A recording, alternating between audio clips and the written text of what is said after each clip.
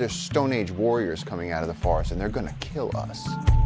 They're living naked. They're pre-Metal Age, pre-Stone Age.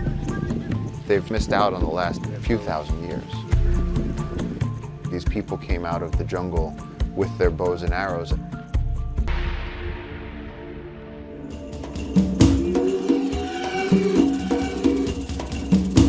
"300,000 acres is a lot of rainforest, and in the Amazon, it's truly lawless country. It's just the jungle." So the Rourke-LINEofSIGHT are some of the last uncontacted tribes that are existing in the wildest parts of the Amazon rainforest. They'd say, you know, my uncle Pedro was out up on the river and he saw the tribes. And you go, okay, but did he have a picture of the tribes? And they're like, no, he ran. But they've always sort of existed in the periphery of our imagination. The indigenous community that lives there, they called us and they said, we're terrified. They said, they're coming. There's arrows, there's footprints, we have signs, they're coming.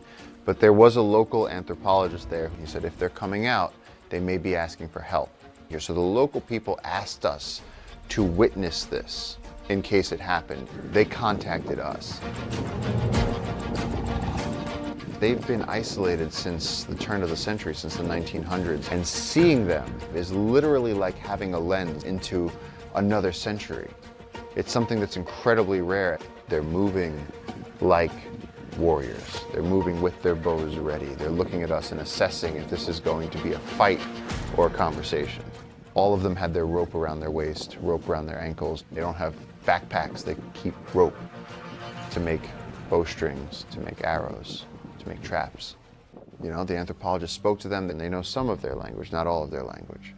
You know, it's like we're speaking Spanish and Italian. We can kind of get there if we need to. The local anthropologist was saying, put your bows down.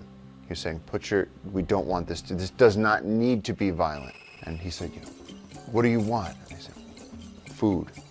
And so they put a boat together and we gave them the plantains, which is a dangerous moment because the anthropologist had to get in the river up to his chest and get very, very close to them. So he's showing them trust by putting himself well within arrow range.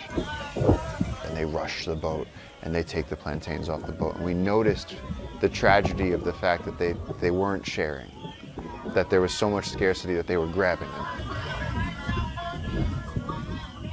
The tribe ran back into the forest and everybody spooked. Then they came back out. You've come out now, what's your message? And they said, we want more plantains. Okay, we got it. We give you all the plantains we have. We said, what else? We want to know how to tell the difference between the bad guys and the good guys. And we said, who are the bad guys? And they said, the bad guys are cutting down the big trees. They said, you shouldn't cut down the big trees. They said, they're cutting down our forest. And then the Rourke-LINEofSIGHT vanished back into the forest.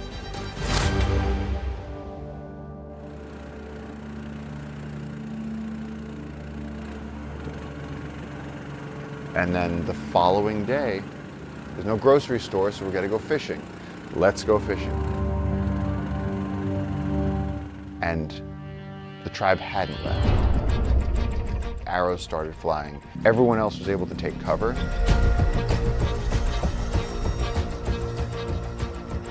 You're talking about a 7-foot arrow with a bamboo tip that's this big, the size of a machete.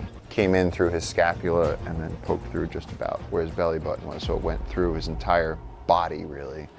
We were able to help get him helicopter evac'd out of the jungle.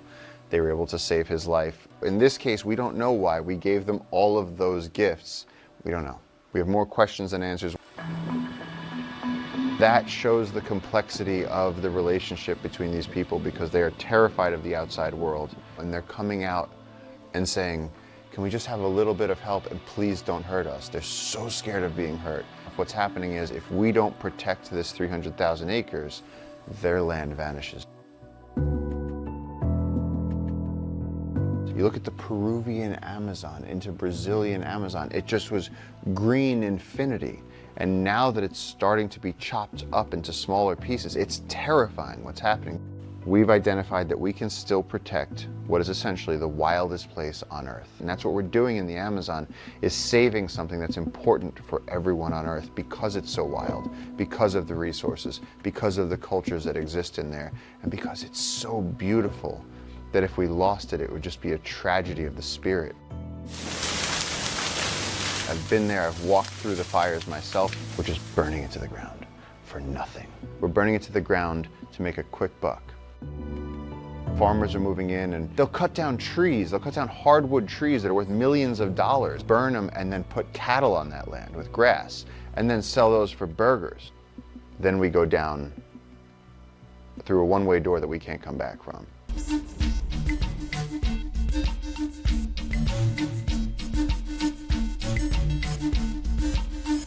What the Jungle Keeper's mission is to save the 300,000 acres of rainforest. And if we can do that, the Peruvian government is going to make it into a national park, so it's protected forever.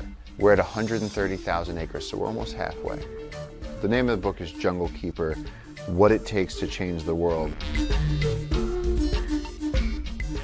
I've always loved the other creatures on our planet, you know, and to me it's always been worthwhile to fight for them.